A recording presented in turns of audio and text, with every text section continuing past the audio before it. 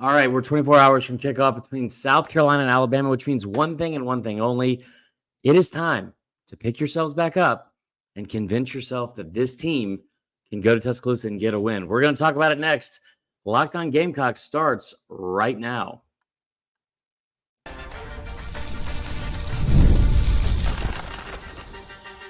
You are Locked On Gamecocks, your daily podcast on the South Carolina Gamecocks, part of the Locked On Podcast Network, your team every day. What's up, guys? Welcome into Locked On Gamecocks. I'm and we are back for the Friday episode of Locked On Gamecocks. We are previewing the Alabama game. Kind of a slow week. Feels like it's been not a ton of excitement, not a lot of hope or faith or enthusiasm. But we're gonna get it back today. We're gonna talk about that game. We're gonna talk about the Week 7 slate, which is incredible for college football in general. Before we do any of that, I want to say thank you to our everyday listeners. Shout out to our everydayers. Thank you for making Locked On Gamecocks your first listen each and every day. Remember, we are a free and available podcast wherever you get your podcasts, as well as on YouTube, part of the Locked On Podcast Network, your team every day. Today's episode is brought to you by our friends at FanDuel. Listen, if we're going to sulk about the games and be upset going into Saturday, we're at least going to have some fun, get some gambling in. Head on over to FanDuel, sign up, create an account. With your first $5 bet, you get $200 in bonuses. It's a great deal over at FanDuel. All right, let's get into the show. And so I'm a little bit thrown off just because, it's like, we're doing it's a game week. We're going through them like each and every day, talking about, matchups and breakdowns and all that kind of stuff. And yesterday, the show just fell off a cliff. It was not a very enthusiastic, confident bunch, I think, heading into this game. And I understand why. But like any fan of anything, damn well that tomorrow morning you're going to wake up, you're going to convince yourself that this can happen. So let's get ahead of schedule right now and talk about the ways that South Carolina can go win this game. We did a pretty in-depth look at some stuff earlier in the week about offensive statistics and where the Gamecocks rank nationally, all that kind of stuff. I don't think like the offense has to be better and they have to be efficient to an extent to win this game. I also feel like you're halfway through the season and you kind of are what you are to an extent right here. Like, it's just been so odd from week to week. Like, LSU, that first half was incredible. It was awesome. Then Sellers goes out. You completely abandon the pass. Then you have Akron and blow the doors off Akron. And then the Ole Miss thing was just such a bizarre thing. But here's what I do want to stress to you. Remember how you felt against Old Dominion? Remember when we came on here, we were like, all right, the sky is falling. This sucks. This team's terrible. Is Beamer going to get fired by noon, like on Sunday? It was awful. It was a very, very lucky win. The first game of the season after all the offseason excitement. Then game 2, you went into Kentucky with this attitude like, oh God, we're like an 8.5-point underdog. How are we going to do this? And they beat them by 25. I don't think that's going to happen in Tuscaloosa. But we also don't know what we don't know. This season has been insane for just like all over the map. Now I'm not saying that in and of itself is going to go get South Carolina a win, but there are things that South Carolina can do tomorrow to at least stay in this game for a while, especially defensively. I mean, like defensively, they are good enough to make Jalen Milroe get uncomfortable, but also like get frustrated. And the longer you stay in a situation, you watch with the USF game, the more frustrated someone gets, like usually the more turnover prone they become, or the closer they get to making a bad decision, with the football. So that's one way. Obviously, we brought up the turnover battle. This is an incredible stat. Just winning the turnover battle under Shane Beamer, like that results in a 19-6 record when South Carolina wins the turnover battle. They're 19-6 in those games. They're 3-14 when they don't. Goes without saying you have to do that. I think the other thing is I think it's been time that we can say that Lenore Sellers is going through growing pains of being a first-year starting quarterback in this league. He also has just no one to throw to. And it's so I wouldn't put all that on him. Anyway, I say all that to say this. Bama is beatable. They are not like the mighty Bama they have been before. Honestly, when they were, like South Carolina beat them then. They are really banged up, especially at the receiver position. There are a few players I think that are going to be more involved for them than have been throughout the year. Like the tight end CJ Dupree. We'll get into some best bets here in a minute. He's been targeted more, I think, in the last 2 games than he had in like his last 8 career games while he was at Alabama. So how are you going to stop the tight end? Which like South Carolina really hasn't struggled with that.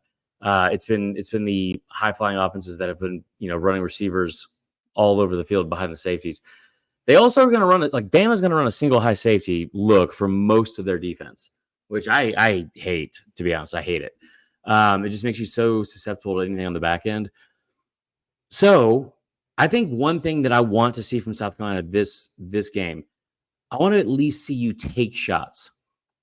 Like I want to see you at least take shots downfield, try to stretch the field, try to get the defense like, a little bit like on their heels and off the line of scrimmage and not crowding the box. Like at least just for practice, like there's you're not going to get better at something unless you do it. Right. Except for me trying to spell the word Massachusetts. That's been a tough thing, or Cincinnati for my whole life. Regardless, they should at least like they're not going to go into this game thinking they can't win. That's just not what a college athlete's going to do. But if you're going into this mindset, it's already us against the world. No one's giving you a shot, and Alabama is looking to to rebound after a really embarrassing loss a week ago. At least go down swinging. So like if we're going to be doom and gloom, they're not going to win the game. Okay, well if you lose 35-22, 23, and you hit Nick Harbor on a 70-yard go route, you know what? That's something you can take into the film room and the practice fields next week. Like this whole season is a long, long process, and South Carolina just happens to be one of the teams. Like they're not going to go undefeated, obviously now, but like building I hate to say building character, getting the building blocks in place to continue to improve. So you are this is not your finished product. That still needs to be happening. So by God, drop Lenore Sellers back in the pocket and let him throw over and over and over again, or get creative for once in the play calling. You know what I mean? Like run some screens, figure out ways to target Nick Harbor, like do something different. I look at the injury report. I believe, hold on, let me pull this up real quick. The injury report is not, I don't think it changed from yesterday. Bama's receivers might be probable now. But other than that, Jared Brown's going to be out. You have the same usual suspects that are going to be out for South Carolina. So nothing too new there. I mean, you clearly have a lack of, I don't want to say talent, but you're lacking in dudes and go-to guys in the receiving corps. So why not use a game like this against a defense that's already really been struggling? Like they've really been struggling. Why not take advantage of that? Like this team has a lot of flaws. Both of them do. But we're halfway through the season. How about we take a break from running, RPOs into the back of the right guard and overthinking as many things as possible in this offense and just go out there and let it effing rip, dude. I mean, like I feel like that is that should be the game plan, at least for this one, because you probably aren't going to win. As much as I hate to say that, defensively, here's the one thing I want to see, and I haven't brought this up since it happened. I don't care if I sound like a boomer or whatever. I've been saying this since week 1 that I thought this was stupid as hell. The whole like gun celebration that has become a thing now in college football is stupid as hell. It looks so dumb. And shockingly, they're going to flag it. Dylan Stewart got flagged when we were down 21 points last week. I'm not even mad about the celebrations, which I am about. You did it when you were down 21. Don't love that at all. I want to see more composure out of you and Kennard, both of you. Like the refs screwed Carolina over in that LSU game, but like there's a couple of things that Kyle, Kennard could have done. And if he just shows a little bit of restraint, maybe that outcome is different. Bama's left tackle is really good. The right tackle has struggled a lot this year. The left side of that offensive line is really solid. But get creative. Get to the quarterback. You've been doing it all season long. You've been much better than expected. So get creative. Get to the quarterback. Bring some blitzes. And here's the other thing too. I would bracket and blanket Ryan Williams and make literally anyone else beat you. That like anyone else. Because he's really good. He's only 17. I'm sure you've heard it before. But like if I'm Clayton White, what I'm saying going into that game is, all right, I might get beat by Jalen Milroe because he is the fastest player on the field and just so happens to have the highest passer rating in the entire country as well. Pretty impressive stuff. I'm not going to get beat by the dude that beat Georgia, the dude that beat Western Kentucky, USF. He's scored a touchdown every single game. He's averaging like 28.6 yards per catch. That guy's not going to beat me. Like that, I can be confident in that guy's not going to beat me, especially when they don't really have a ton of other weapons that they've been going to. Partially because of injuries, partially because when they need a big play, they go to him. So figure out a way to slow him down. And like that kind of stuff is a building block and a positive going into next week. All right, so that's the first part of the show. We're going to get into some other stuff. Like I said, I think it feels like that we're not super pumped about breaking down this game. I don't think a lot of fans. I think like a lot of apathy and I think frustration, which is totally understandable. So we're going to still talk about the game. We're also going to talk a little bit more about the Week 7 slate and the other games across the country because it's the best weekend of the year for college football. We did a deep dive on some best bets. So we're gonna talk about those as well. So make sure you stick around for that. Before we do, I did want to tell you about our friends. It's a new friend. Our friends Zbiotics. Zbiotics, if you have not heard what Zbiotics is, it is a pre-alcohol probiotic drink. It is the world's first genetically engineered probiotic. It was invented by PhD scientists to tackle rough mornings after drinking. Here's how it works. When you drink, alcohol gets converted into a toxic byproduct in the gut. Does anybody believe that I'm not reading this off a script and that I actually know these scientific facts? All right, good, me neither. So it's a toxic byproduct in the gut. It's this byproduct, not dehydration, that is to blame for your rough next day.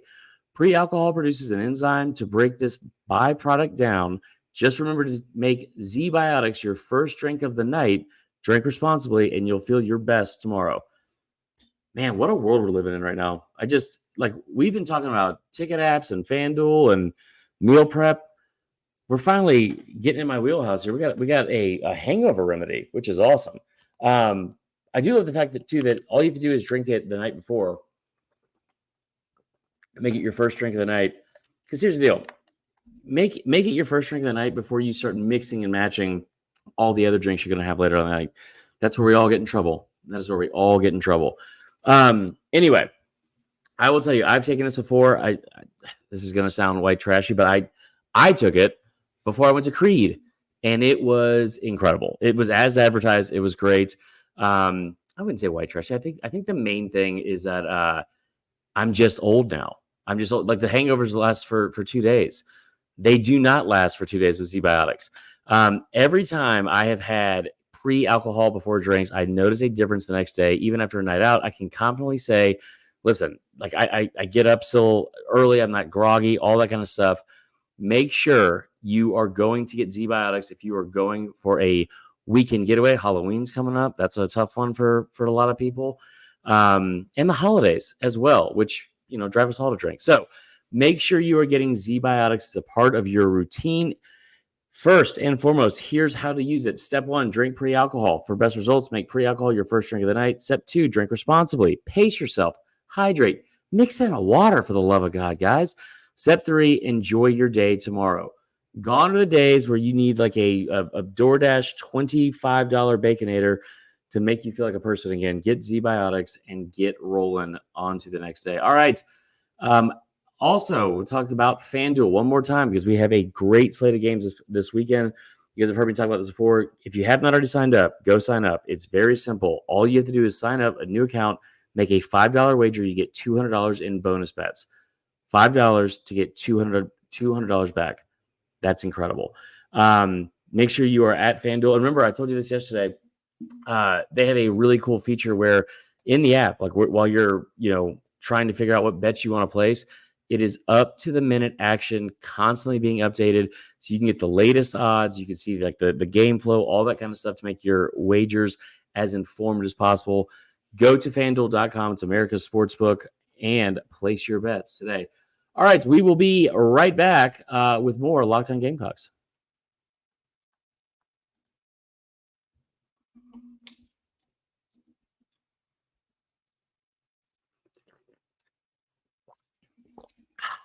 All right.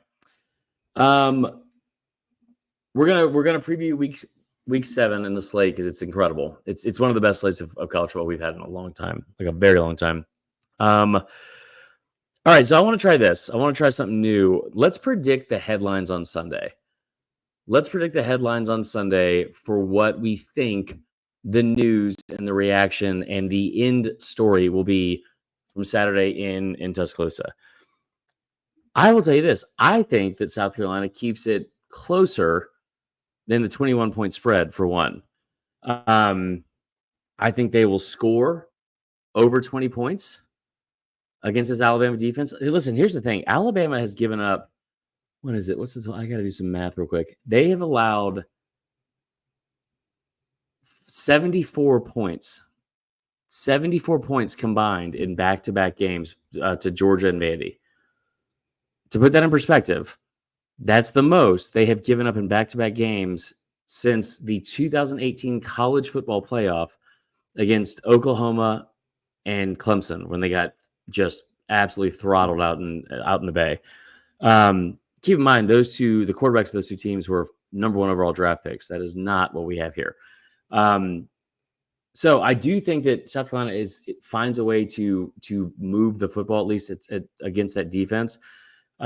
They do not get to the quarterback a ton. So even though the offensive line has been bad, I don't think that Lenore Sellers is going to be under a ton of pressure. So that's the first headline. I think Gamecocks keep it closer than the experts think. The other thing, I will say that Nick Emanwari makes a case for him being, I don't want to say All-American. I think Emanwari is going to have a good game, like a really good game this week. Emanwari is a different breed, man. He is really, really talented, and he will let you know. The way he attacked Juice Wells last week was awesome. Awesome. He has just a different mentality, a different gear, and a different person once he gets in between those white lines. So I think that he is going to have a really good game. There's one thing about these games, especially when you play Bama and Georgia, and now Texas. Not saying it just like to, like compliment Bama, but like if you're trying to get to the NFL, this is a game that is going to have like this film's going to travel. So guys like Emanwari, O'Donnell Fortune, Debo Williams, guys that are not like getting a ton of love in the pre or way too early NFL mock drafts. This is your chance to make a statement. Like this is a showcase for you. I think Emanwari is going to eat. I do think that. What else? I think the other headline is someone is going to be blamed for something, and at some point, I don't know if it's going to shift back into Clayton White, and because if they give a ton of points to Alabama, I don't really think they will. I don't think they're going to give up over 40. Like Bama's offense scores 40 at will pretty easily. I don't think that they're going to put 40 up on this South Carolina defense. I do think that you are going to finally start to hear some actual rumblings about the coordinator. Because if you go out there and you get embarrassed for a second week in a row, and what Shane Beamer needs more than anything is for this offense to put up some points. Because if you go out there and get beat by 3 touchdowns again, and you fail to put up more than 3 points or over 3 points again, now we got a problem. I don't expect that to happen. I think they might score over 20. I do think that you are going to start having some actual concerns about the coaching staff. So, and the rumblings of whether or not they need to hire a new coordinator at the end of the year. Shane Beamer's loyal, man. He's loyal, and you have to credit him for that. But as I've said all week, I'm just not going to mince my words anymore. Dow Loggins, I don't think is the answer. But the other headline I think we're going to see, Jalen Milroe firmly back in the Heisman race. I should probably rethink that. South Carolina's defense has put really good quarterbacks in a bit of a torture chamber so far this season. I'm going to pull this up real quick. I mean, I think I mentioned this yesterday. The game against Ole Miss, that's only the second time in the last 27 starts he's had while at Ole Miss where he didn't score a touchdown. They held him to his lowest completion percentage. I mean, he was lighting the world on fire with his completion percentage. It wasn't just the chunk plays and the touchdowns or whatever. At the start of the year, I think through 3 weeks, he was at 87%. I think he ended that game at 53. I do think that Milroe will have a big day just because they just get so many big plays constantly. I think the stat that stands out the most that's crazy is they're 91st in the country in total pass attempts. They're 7th in total passing yards or something crazy like that. It's insane. But South Carolina has done a good job of putting really, really good quarterbacks. I mean, I think Garrett Nussmeier is, I think, a top 3 quarterback in this league right now. They've done a really good job of putting those guys in really, really uncomfortable situations. I think he threw 2 interceptions in that game against South Carolina. Looking at the numbers right now. So, yeah, you held Kentucky to 44 yards, 6 of 17 passing. Garrett Nussmeier, lowest total yardage output, forced him into an interception. I mean, over the last, you've forced at least 1 interception in every game except for the Ole Miss game. And the completion percentage, you haven't allowed any quarterback to complete over 60% of his passes. So I think Milroe will get over that number for sure. But that is I need to do a deep dive on that. The defense of the secondary, what they do to quarterbacks has been not really talked about enough at all. Because I mean, it'd be one thing if it was oh yeah, that's a pretty good defense, I had a tough day. No, these are quarterbacks that are putting up elite numbers, not just in the conference but nationally. And every time they show up and play this defense, it is not the same thing that they have been doing against other teams. So I think that's the other headline. The last headline that I think we'll see is what is the actual future here for South Carolina in terms of where's the next win on the schedule? Because if they lose, which a lot of people think they will, if they lose, you still got to get back up next week and go to Oklahoma. And guys, you guys are familiar with this, obviously, being in this fan base. At some point, you have to stop the bleeding and figure out a way to pull your bootstraps up and go get a dub somewhere. Even if you lose this game, this is why I keep stressing the idea of you have to have some building blocks going next week. Oklahoma's not good. Oklahoma is not a good football team. By any statistical measure, they are not a good football team. They have a true freshman quarterback. That's a gettable game, even though it's in Norman. That's a gettable game. How do you figure out a way to even if you lose this game, get back up and go win that one? Because we've been on the Shane Beamer roller coaster experience for the last two years or so. I don't remember the fan base being super energized before that Tennessee game.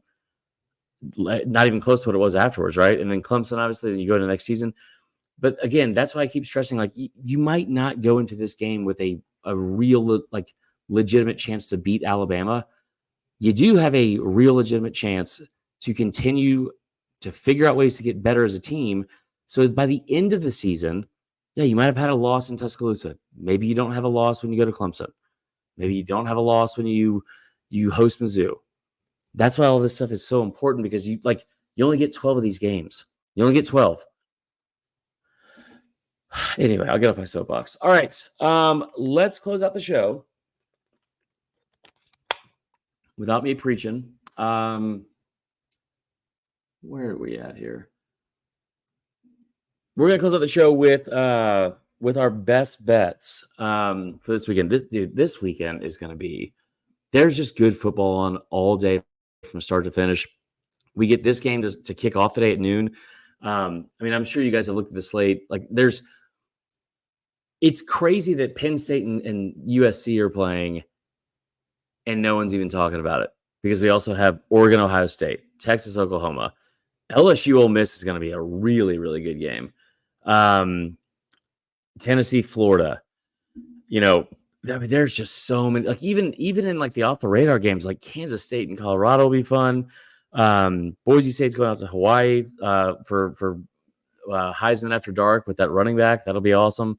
But there's just good football on all day long. If you want to watch the Big 12 for whatever reason, Arizona, BYU, you get Iowa State and West Virginia. Iowa State's ranked 11th, by the way. This is my job to cover college football. I had not thought of Iowa State one single second until I saw them ranked at 11 last Sunday. Anyway, all right. Real quick, before we get into the best bets, and I promise you we will get into the best bets because I've done my research and we're going to win some money this weekend, guys. I want to tell you about Robinhood and Robinhood Gold. With Robinhood Gold, you don't need a silver spoon, okay?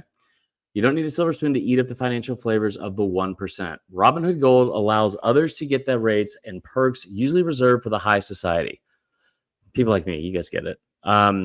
Now the resourceful individual with Robinhood Gold can earn the very liberal rate of 4.5% APY on uninvested cash, receive unlimited 1% deposit bonuses, and be rewarded with a handsome 3% retirement boost on an IRA account. Robinhood Gold provides the privileges of a high net worth for any net worth. These generous benefits are now available for only $5 a month. The new gold standard is here with Robinhood Gold. Sign up at Robinhood.com/gold. Terms apply. For product-specific disclosures, visit Robinhood.com/gold. Investing involves risk. Rate may change. Gold membership is offered by Robinhood Gold/LLC. You guys got me out here talking about hangover cures and stock tips. So that is my forte. I think anybody would agree with that. All right. Let's go to a quick break, and we'll be right back and close out the show.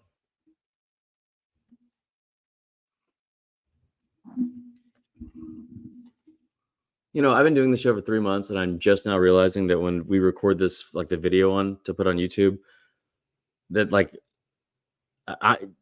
you don't go anywhere. It's not like an actual commercial break. It's just me clicking a button and that thing zooms in and out, and I'm just still here behind it. The magic of not TV. Anyway, all right, week 7, best bets. Get over to FanDuel. Let's get into it. Let's start with this game, Alabama and South Carolina. I think that South Carolina will cover the spread, but that's not where the best bet is. I think Alabama wins. I think they cover the first half spread by 10.5 points. Okay. Bama has been really, really good. They're top 4 in the country in their first half scoring offense. So is South Carolina. South Carolina has been way better than I realized. I think in the first quarter, especially. So you might see some fireworks early, but I think Bama wins by 10.5 in the first half, especially. Again, everyone thinks that they're going to come out angry and pissed off and go make a statement. It's an 11 a.m. kick. I don't know if it's sold out, but it's an 11 a.m. kick, and they just lost to Vandy. I don't think they're going to come out with their hair on fire.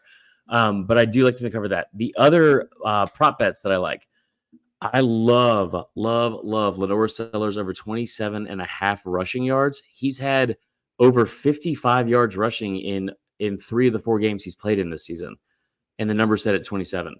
So I like that. And then also the tight end I mentioned earlier for Bama, CJ Dupree, over 22.5 receiving yards. He has had 104 receiving yards over in his last 2 games on 6 catches. So I like both those as well. All right, where else should we go? How about across town? Actually, I'm not going to tell you guys this one because I don't want to ruffle any feathers. But if you are unbiased with your money and you're betting, it's worth it to just take a look at maybe sprinkling a little money down on Clemson to cover the first quarter and first half spread at Wake Forest. Wake Forest is ranked 126th in the country in first quarter scoring defense, giving up 9.4 points per quarter. Clemson is the number 1 overall first quarter scoring offense in the country. They're putting up like 18 points per game in the first quarter. It's been electric since that Georgia loss. Let's see where else we want to go here. How about Texas OU? So people are freaking out about this game because OU has won 11 of the last 14, right? I get that we're not talking enough about them necessarily. They're a 14.5 point underdog. I think it's only like the second or like the 5th time that's happened in the last like 25 years in that rivalry that one of them, the teams was favored by 2 scores or more. 14-point underdog against Texas, team they beat last year. They've beaten 11 of the last 14 games. Also, the game itself has only been the game has been won by single digits. It's been a 1-score game in 8 of the last 10 meetings, right? So there are not usually any blowouts in this game. There was one that a couple years ago was like 49-0. I say all that to tell you that's going to change. That's going to change on Saturday. Oklahoma is coming off a bye week. They are taking a true freshman into this incredibly heated rivalry, and they're going up against one of the best teams, if not the best team in the country. That, oh, by the way, we talk about their offense all the time. They're really good on defense as well. There is no chance that freshman quarterback is going to be able to hang with Texas for 60 minutes and the points they're going to put up. Listen, it could be a great story, and I think he could be a really good quarterback in the future. But I'm so tired of hearing Oklahoma fans talk about how, like, oh, like we show up for Texas. Like, we'll show up for this game. Yeah, you know who's not showing up, though? A generational quarterback, one after the other, with like Heisman winners, Heisman finalists, like in first and second round draft picks, starting in the NFL now, making over $250 million paycheck or $250 signing bonuses. Not signing bonuses, you know what I'm saying. I'm getting ahead of my skis. Anyway, that's not walking through that door. Texas, first half to cover 7. Texas to score first. Texas to cover the 14. And Oklahoma to score less than 17 points in the game. Lock of the week. Lock of the week. Mark my words. All right, let's keep going for like the 3 of you that are still engaged in this. How about we did Clemson, we did Bama. Vanderbilt plus 14.5 at Kentucky. I was shocked when I saw this line. Shocked. Vandy is a 14.5 point underdog after beating Alabama. They're going to play a Kentucky team who's good defensively, but one of the worst offenses in the conference. Brock Vandagriff has been really, really bad, despite having like some pretty good weapons around him. The run game has been sporadic. It's not been bad, but it's not been anything that's like, they're not going to break off like multiple 40, 50-yard runs, stuff like that. They're going to gain 4 yards in a cloud of dust, and that's it. But here's the thing. They are coming off a bye. Usually on a bye, you get rested and you get better. Not Mark Stoops. Mark Stoops, in his career off the bye week, is 4-10 against the spread and 5-10 overall in games coming off the bye. I don't know how that's possible. And by the way, the 5 wins that he had, this is in the regular season, the 5 wins that he had, none of those teams had a winning record at the end of the season. I think they had a combined record of 20-40. It's not been great competition. He has been really, really bad historically coming off a bye week and extra rest. I think Vandy is going to go in there. I also love Vandy to score first in that game. They're playing with a lot of confidence right now. I don't know if they're going to go beat Kentucky, but I will say that it's not like Kentucky's that great, right? I mean, like Kentucky's they hung close with Georgia, but they obviously got their ass kicked by South Carolina, and they had a good game plan against Ole Miss. But I mean, I think that the under is the play as well, but I think Vandy covers 14.5. Very much so. Also, I'm not going to get into this one because it feels like we're teetering on the line of degenerate stuff. I don't want to say degenerate. I'll say dedicated. Illinois to cover 10 in the first half against Purdue. One of my good friends who I used to work with at Saturday Down South, he is now covering Purdue for a job. He's from there, so it's normal for him. He didn't get punished like a Gitmo thing. I don't know if you guys have kept up with Purdue. I don't know why you would. They are possibly one of the worst teams, if not the worst team in the country. They're 1-4. They've lost their last 4 games by a combined 140 points. 140. They are ranked 125th or worse in almost every major statistical category on offense, and they're ranked 118th or worse on almost everyone on defense. They are catastrophically bad. Illinois off the bye. They're 4-0-1 this season against the spread. Take that as well. All right, rapid fire, and we will close out the show. All right, UGA to cover 13.5 against Mississippi State in the second half. Georgia has been a second half team. I told you this before the game against Auburn. They were averaging against FBS opponents 80.2% of their total points scored were scored in the second half of games. They've also only given up 2 touchdowns all season in the second half as well. So also the under with UGA and Mississippi State in the first quarter, under 13.5 total points. Those are 2 of the worst first quarter scoring offenses in the country. I like USC to score first against Penn State, not even just because – it's not because I don't believe in Penn State. I think Penn State's a really good team. But I saw a stat today that said in this new Big Ten teams traveling over 2 time zones, right? Like this is going to be because it's being played out in LA. Those teams are 1-8 in those games, which is really bad. UMass team total under 14.5 points against Mizzou. UMass is garbage. I don't know why they're playing there. Tennessee -8 in the first half against Florida. They're going to be at home. I expect them to bounce back a little bit. I think Florida's going to stay in that game longer than that they would like. But and then LSU Ole Miss. LSU plus 3.5. The over at 62.5. Ole Miss will score first. Caden Durham over 11 receiving yards. Mason Taylor over 40 receiving yards. That is all. It is Friday. Let's go get some drinks. Let's go enjoy the nights at hand. If you're traveling to Tuscaloosa, be safe. And oh boy. And we'll be back on Saturday or Sunday with our reaction video. Get all riled up, and I'll talk to you then. All right. Bye, all.